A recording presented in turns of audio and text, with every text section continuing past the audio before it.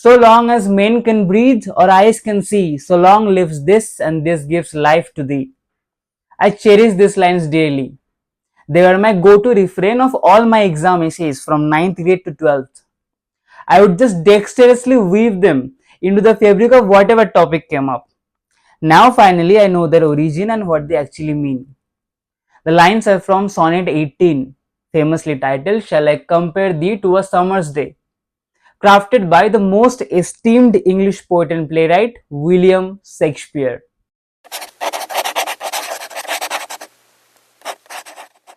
The identity of the dedicatee of Shakespeare's sonnets continue to stir debate and intrigue, persisting as a controversial mystery even after more than 400 years of their publication. The first 126 sonnets are commonly believed to be addressed to a young man, often referred to as the fair youth, while the remaining 127 to 154 are commonly interpreted to be dedicated to a mysterious woman, often referred to as the prolific dark lady. Also, the last two sonnets talk about Cupid, the god of sexual love in Rome. We can park the dark lady controversy for a bit later in the video. I have a lot to share as well. Stick around. For now, we can dig deep into this whole fair youth identity. Here in our case especially, the sonnet 18 is considered to be addressed to a man, with puns relating to homosexuality. While some scholars criticize this view, stating that the passages are based on intense platonic friendship rather than sexual love.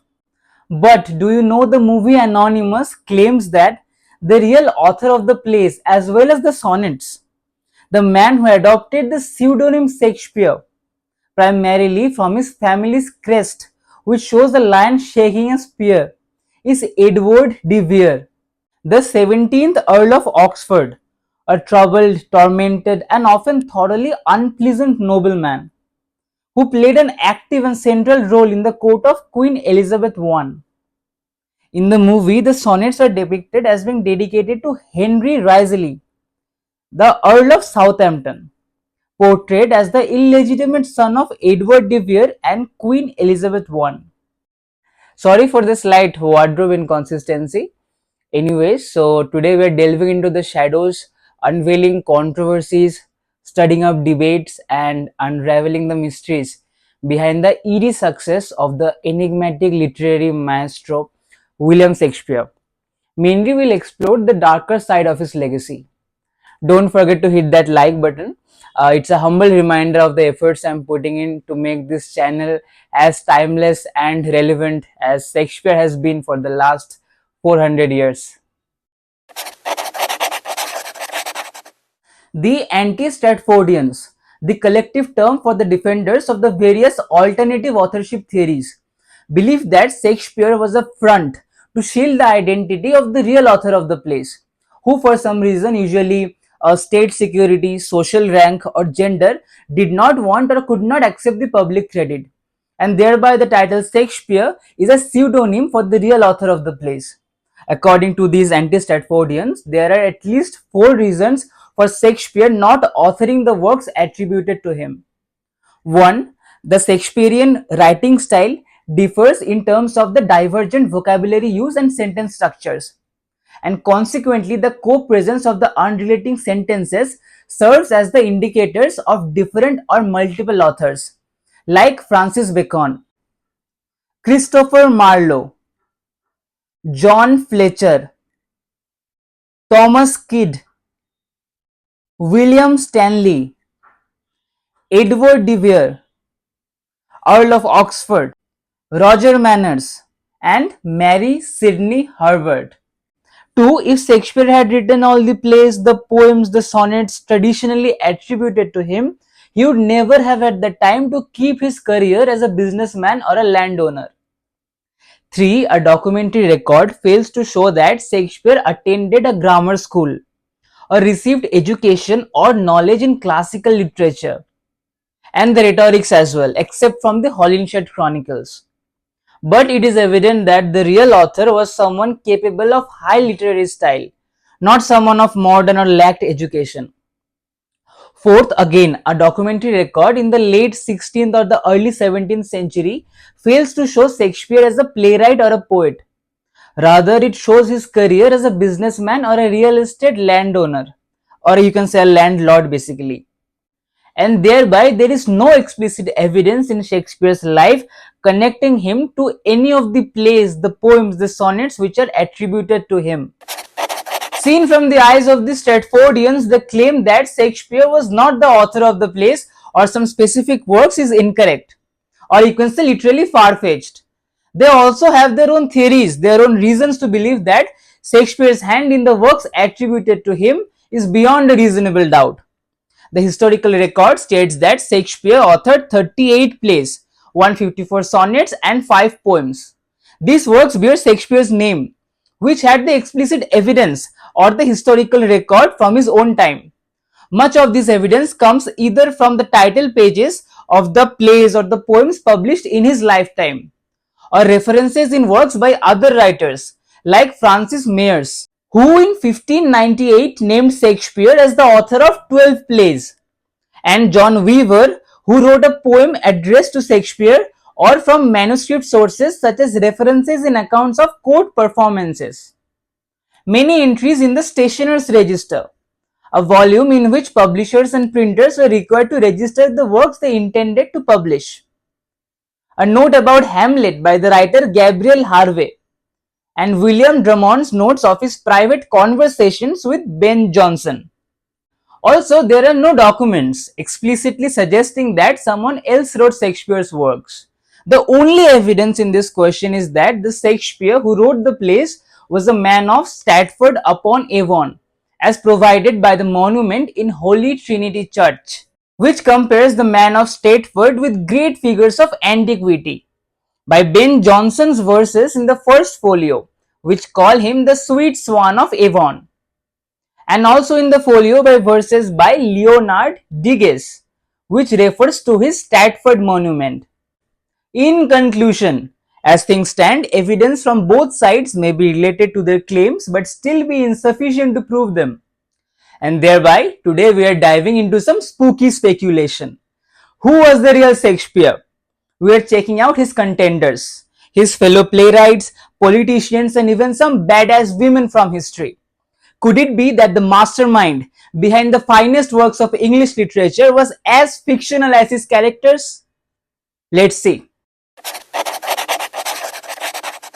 If you recall, in our last video, we discussed William Jones's distinction between the linguistic and the literary aspects of the English language.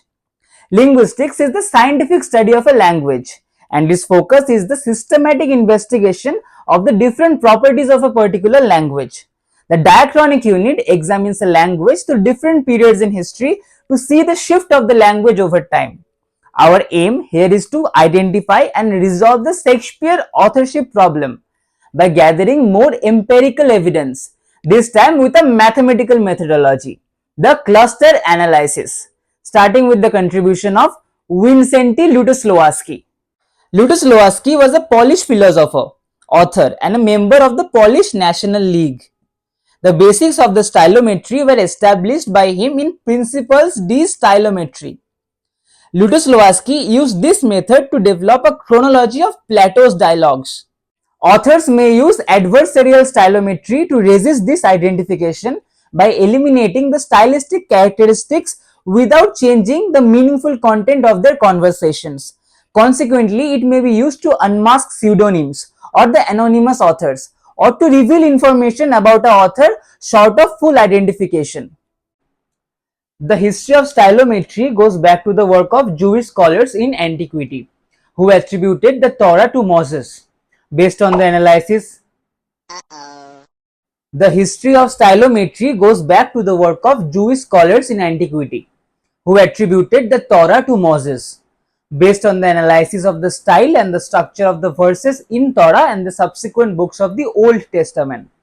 At that ancient period, two early practices of stylometry were identified: counting of the number of verses, letters, words, in addition to the number of occurrences of certain words in each book to ensure the accuracy in transcription, and looking for hidden meanings in letter patterns and numbers that could be derived from them. Perhaps the most influential contribution to authorship attribution is by the English mathematician Augustus De Morgan, who in 1851 gave new insights into how an authorship attribution problem of a given text can be solved. One of these insights, which related to the classic problem of the authorship of the biblical epistles to the Hebrews, was to compare different length words used in Greek text generally with those in other Pauline epistles. To solve the problem of authorship, De Morgan suggested, in his own words, to count a large number of words in Herodotus, say all the first book, and count all the letters, divide the second numbers by the first, giving the average number of letters to a word in that book. Do the same with the second book, I should expect a very close approximation. Such attempts led Lutosławski set out the basics as mentioned.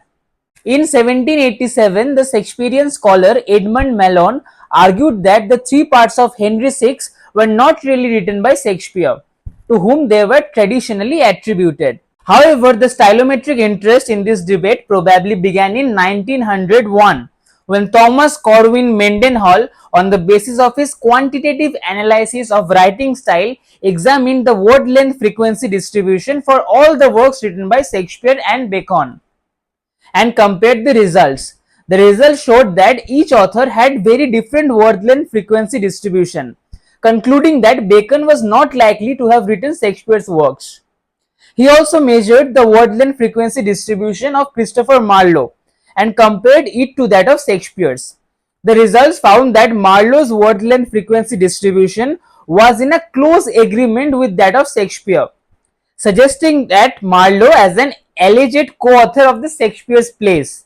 Another early attempt was made in 1901 by Ashley Horace Thorndike, who examined the relative frequency of contractions in the late plays written by Shakespeare and Fletcher, in the influence of Beaumont and Fletcher on Shakespeare. The results showed that Shakespeare and Fletcher used the same contractions, that is, the pronominal forms, at different frequencies in Henry VIII, suggesting that these works have been written jointly by Shakespeare and Fletcher. Eliot Slater used the set of rare words and examined them in a selection of works written by Shakespeare, including the question play Edward III, and by other alternative candidate authors. Slater found that Edward III was very likely written by Shakespeare. A study by Merriam, who used the principal component analysis to examine the use of function words and content words in a selection of works by Shakespeare and Marlowe, found that 8 Shakespearean plays were more closely similar to 9 works of Marlowe, including 7 plays and 2 Latin translations, than to the other 28 plays of Shakespeare himself. Another study by Matthews and Merriam used multi-layer perception and neural networks to classify a selection of works written by Shakespeare, and Fletcher found that the Double Falsehood and the London Prodigal had the characteristics of Fletcher's writing style. Henry VIII had Shakespeare's writing style, and the two noble kinsmen had the characteristics of both authors' writing styles. The results suggested that Shakespeare collaborated with Marlowe and Fletcher to write these works. Young and others used information categorizing and the phylogenetic analysis to address the Shakespeare-Marlowe authorship problem. They concluded that the question plays of Shakespeare were written by Shakespeare himself, and Edward III was most likely written by Marlowe and not Shakespeare. Eliot and Van Zela, on the other hand, used modal testing on the basis of word usage to conclude that Edward de Vere was not the author of the Shakespearean works. Then little is known of the creative poems of Ferdinando Stanley, also known as Lord Strange and the 5th Earl of Derby, but he was likely associated with Shakespeare through his company of actors. Many believe that Shakespeare was a member of Ferdinando's acting company in the early 1590s, known as the Lord Strange Men, before the next in line to the throne was assassinated in 1594. In 1920, doubt was raised about the authorship of the play Titus Andronicus, suggesting it was a pre-Shakespearean play and retouched by Shakespeare while it was in possession of Lord Strange's men. Around the same time, Marlowe's involvement in Shakespeare's Henry VI was also suggested, And today there is still uncertainty about the influence and collaboration between Shakespeare and Marlowe. The authorial voice projects an image of the author, and we think of this as a sotto voce, the voice of the author that can't help but utter an involuntary truth about their identity. Klein says it is apparent in the guise of Hamlet's father and bound intrinsically to Shakespeare's creation. It appears in the poem The Phoenix and the Turtle as a three-part structure that foregrounds Shakespeare's voice. It is also evident in the voice of the speaker in the sonnets, where Shakespeare the man can be reconstructed more completely here than from any of his other works. Recent work on Marlowe and Shakespeare by Turl highlight that Shakespeare was a collaborator on Titus Andronicus, but that it was easy to separate Shakespeare from Marlowe using neural networks.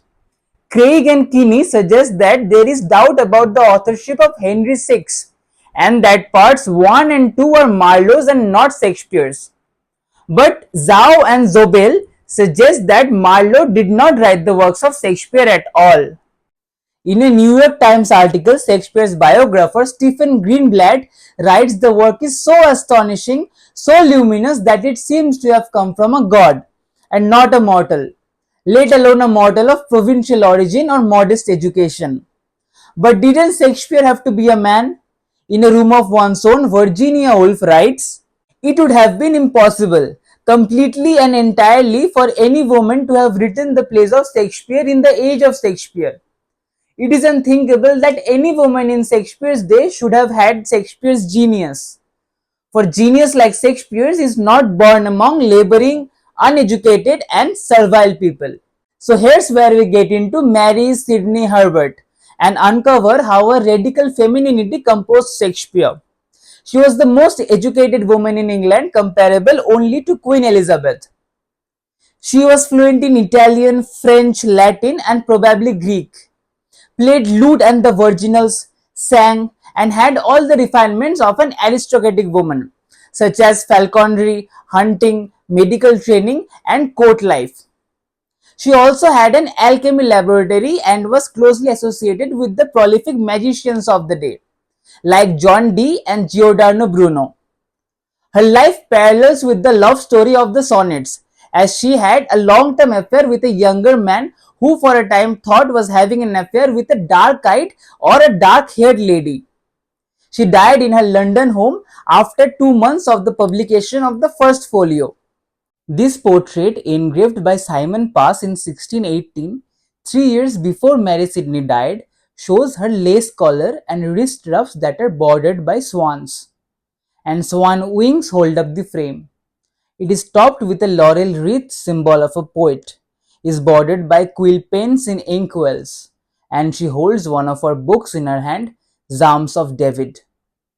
In Othello, Emilia says, I will play the swan and die in music, delineating the reference of Robin Williams' book, Sweet Swan of Avon, Did a Woman Write Shakespeare?, which spills the beans on how Mary Sidney was the mastermind behind the bard's greatest works.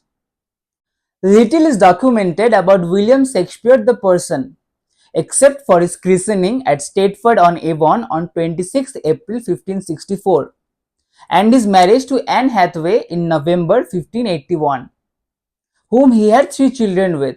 First, a daughter Susanna, born in 1583, and twins Hamnet and Judith, born in 1585. However, by 1623, 7 years after his death, 37 plays, at least 4 long narrative poems, and 154 sonnets had been published in London.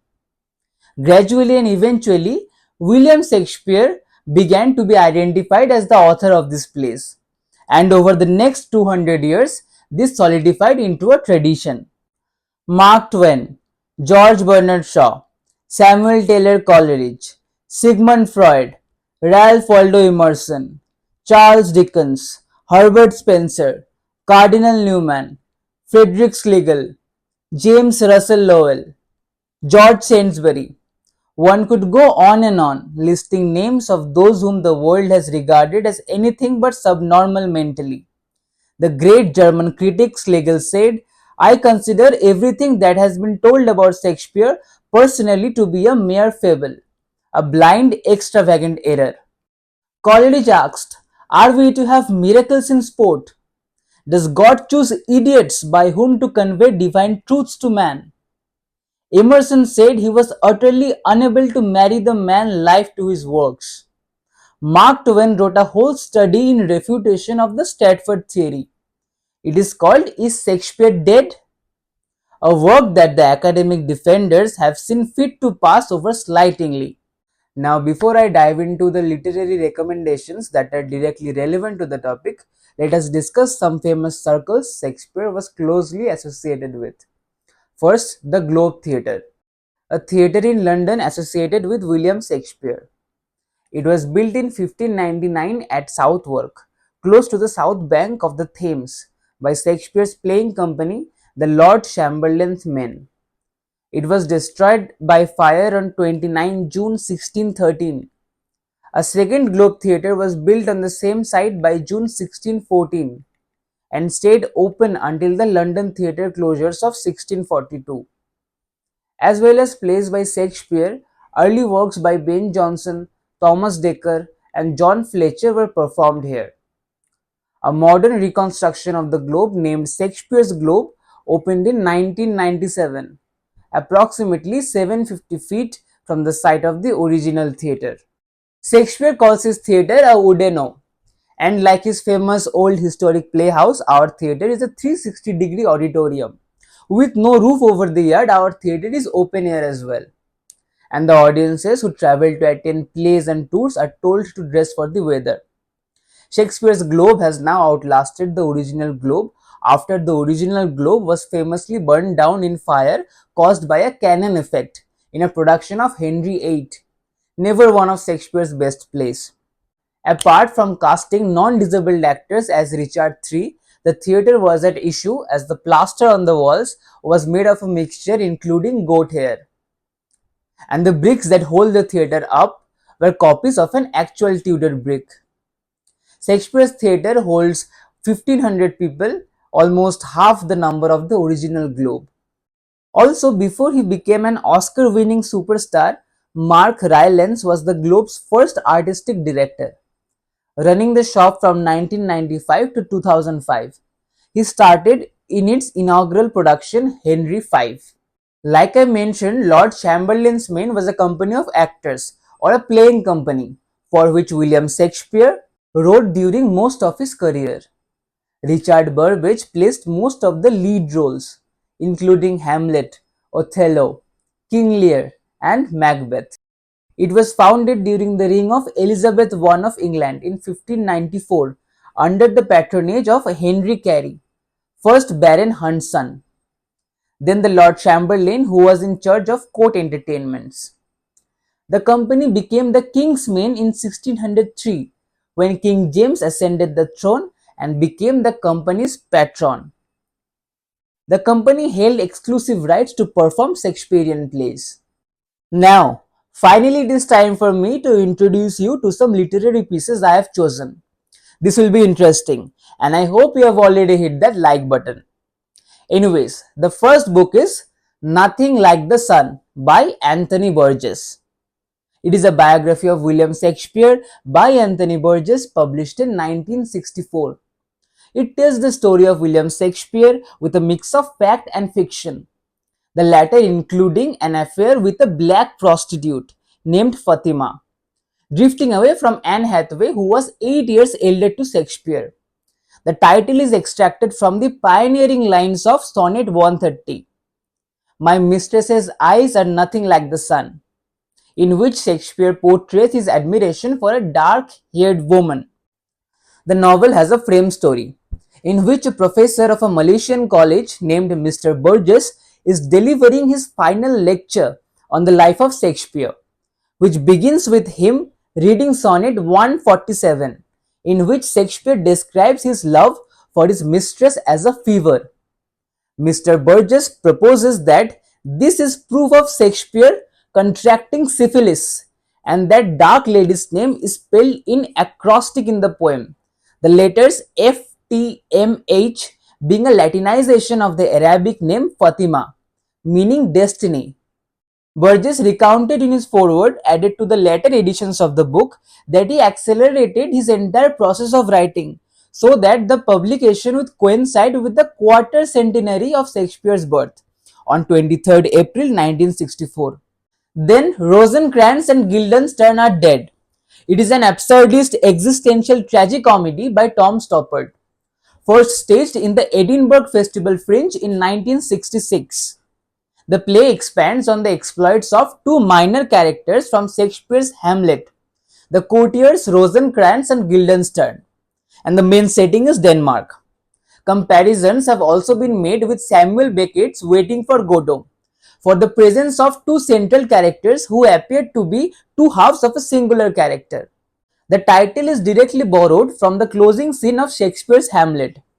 In an earlier part of the play, Prince Hamlet, having been sent to England by his treacherous uncle Claudius, discovers a letter intended for the English king, ordering his own death. Hamlet alters the letter. Instead, that his former friends Rosencrantz and Guildenstern should be executed.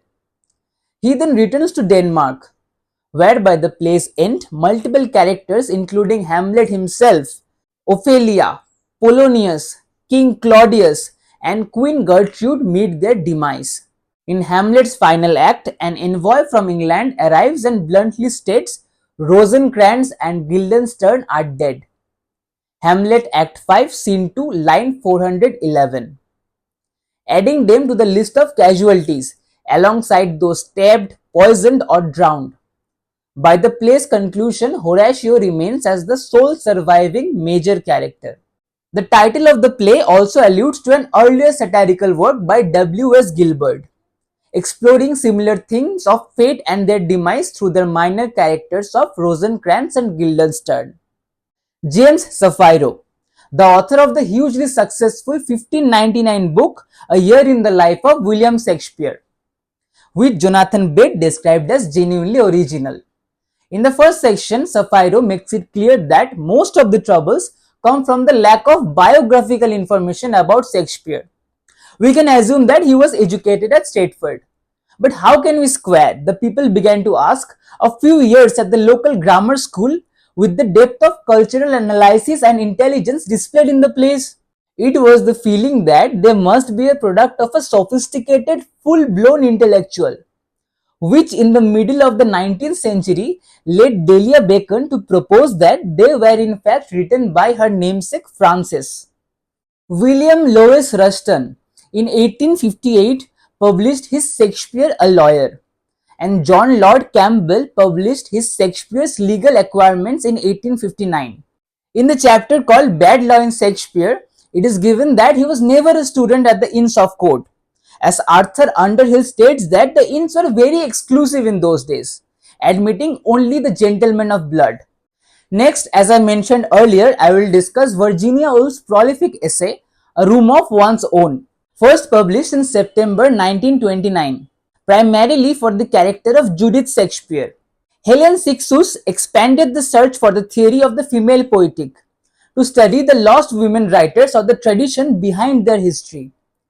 The 20th century perceptions of works by women writing in the Renaissance and 17th century are based on a set of anachronistic and deforming presumptions about literary practice, production, genre, bolstered by an outdated Whig representation of the English society despite the anomalous and isolated figures like Aphra-Behn during the Restoration.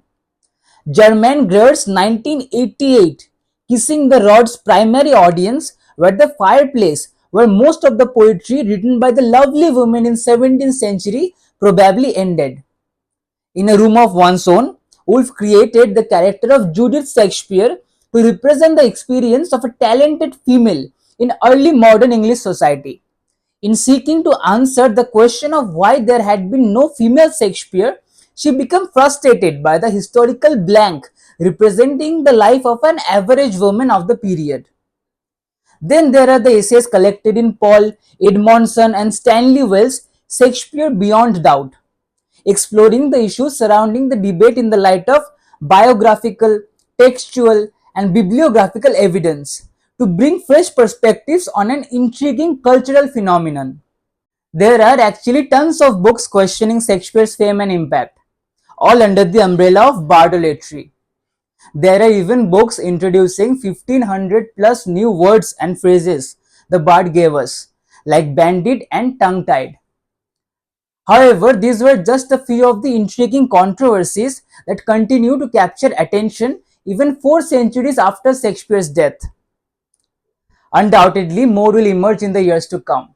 As a literature student myself, I would like to conclude with the viewpoint of the Stratfordians. Yes, Shakespeare accomplished something extraordinary despite his humble beginnings. It's like to being amazed watching some young kid paint with the skill of Picasso or play flute like Tadeu Coelho. In the realm of Indian TV reality shows, contestants often claim they have sharpened their craft independently. Similarly, there could have been a hidden mentor figure behind Shakespeare as well, out of the public eye. Yet that does not diminish his talent, does it? Ultimately, it is up to his readers to ponder, to have been or not to have been. If you are happy with the video, make sure you hit like, share and please subscribe. Thank you.